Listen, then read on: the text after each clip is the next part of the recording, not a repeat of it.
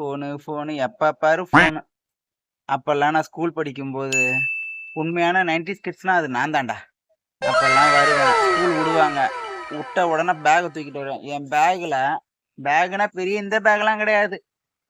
இந்த பேக் ஏதோ ஒரு நூல் பை தான் இருக்கும். இல்லையா எதனா சீமாட்டி சில்க் ஹவுஸ் அப்படி இப்படின்னு இருக்கும். அந்த பை தான். அந்த பைய எடுத்துட்டு வருவோம். எடுத்துட்டு வரும்போது வழியிலே பார்த்தீங்கன்னா, பழைய லாட்டரி சீட் இருக்கும். அத எடுத்துட்டு வருவேன். எடுத்துட்டு வந்துட்டு இந்த லீவுல இருக்கும்போது சனி, ஞாயிறு 2 நாள் இருக்கும். அப்ப அதுல டிசைன் டிசைனா பண்ணி வீட்ல ஒட்டி வைப்போம். வூட்ல ஒட்டக்கூட முடியாது. அத தொங்க விட்டு வைப்பேன்.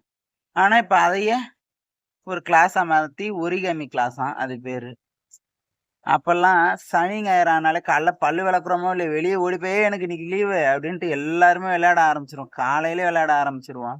எப்ப சாப்பிடுறோம், எங்க தண்ணி குடிக்கிறோம் அதெல்லாம் தெரியாது. ஆனா, இப்ப விளையாடுறதுக்கான ஸ்பேஸே இல்லாம போச்சு. அதுக்குன்னு ஒரு இடம் இல்ல. அது இப்ப விளையாட விடுறதுக்கு கூட ஒரு ஸ்கூல் கிளாஸ் மாரி வச்சிருக்காங்க. முதல்லலாம் ஊருக்கு 2, 3 கிணறாவது கண்டிப்பா இருக்கும். அந்த கிணத்துல குதிச்சு நீச்சல்லாம் கத்துப்போம். நீச்சல் கத்துக்கிறதுக்கு அந்த பழைய டியூப் டயர எடுத்து அத ஒட்டு போட்டு அதுல காத்தடிச்சு அதுல நீச்சல் கத்துப்போம். ஆனா இப்ப பார்த்தீங்கன்னா, அதுக்கு ஸ்விம்மிங் கிளாஸ்ன்னு, அதுக்கு ஃபீஸு, அத ட்ரெயின் பண்றதுக்கு ஒரு ஆளு. அப்பா! என்னதான் இந்த வாழ்க்கையோ! அதுவும் இல்லாம அப்பலாம் தீபாவளி, பொங்கல்னா, "ஏய் எங்க வீட்டுக்கு வாடா, உங்க வீட்டுக்கு வாடா" அப்படின்னு. இப்பலாம் அபார்ட்மெண்ட்ல கதவ கூட திறக்க மாட்றாங்க. உள்ள யாரு இருக்காங்க, என்ன ஏதுன்னு கூட தெரிய மாட்டேங்குது. இருந்தாலும் அப்ப வாழ்ந்த வாழ்க்கையே அது வேற மாரி வாழ்க்கை தான். அதே மாரி அப்பல்லாம் சாப்பாடுன்றது இததான் சாப்பிடணும், அததான் சாப்பிடணும்லாம் யாரும் சொன்னது கிடையாது. பாமாயில்ல கூட சமைப்பாங்க. ரேஷன் அரிசி சாப்பிடுவாங்க. அப்பல்லாம் உடம்பு நல்லா இருந்துச்சு. ஆனா எப்ப வந்து இந்த பாலிஷ் பண்ண அரிசி, இந்த செக்கு கடலை எண்ணெய் அப்படி இப்படின்லாம் சொல்றாங்களோ, அது வந்ததுக்கு அப்புறம் தான் நோய்ங்க அதிகமாயிருச்சு. பிபி பேஷண்ட்ஸ் இல்லாத வீடே கிடையாது. ஒரு 4 பேர் இருக்கிற வீட்ல 2 பேருக்காவது பிபி கண்டிப்பா இருக்குது. கேட்டா ஸ்ட்ரெஸ்ன்றாங்க.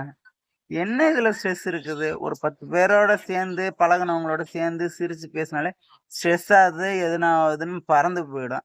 ஆனா, இப்ப இருக்கிறவங்க எங்க பேசவே மாட்றாங்களே. ஃபோனு, இன்ஸ்டாகிராமு, ஃபேஸ்புக்கு இங்க பாருங்க.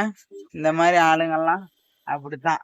இதனால தான் ஸ்ட்ரெஸ்ஸே அதிகமாகுது. ஃபோன பாக்க பாக்க நம்ம மைண்ட் வந்து மாறிடுது. அதுவும் இல்லாம இந்த இதுல லைஃப் ஸ்டைலுன்னு ஒண்ணு பண்றாங்க பாருங்க. அதனால தான் நெறைய லோனு அப்படின்ற பர்சனல் கேருன்றாங்க.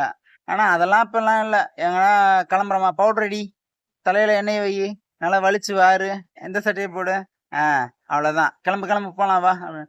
அப்பலாம் வாரத்துக்கு ஒரு வாட்டியோ, மாசத்துக்கு ஒரு வாட்டியோ இது எதுனா தியேட்டருக்கு கூட்டு போவாங்க குடும்பத்தோட. எங்க அம்மா என்ன பண்ணுவாங்கன்னா, கூடையில தண்ணி, முறுக்கு, சாப்பிடுறதுக்கான எல்லாமே எடுத்துப்பாங்க. அங்க போய் என்ன ஒரு முட்டை பஜ்ஜியும், கோன் ஐஸும் வாங்கி குடுப்பாங்க. ஆனா அந்த கோன் ஐஸ் அவ்ளோ டேஸ்ட்டா இருக்கும். அந்த முட்டை பஜ்ஜி இப்ப வரைக்கும் நான் வேற எங்கேயுமே சாப்பிட்டதில்ல.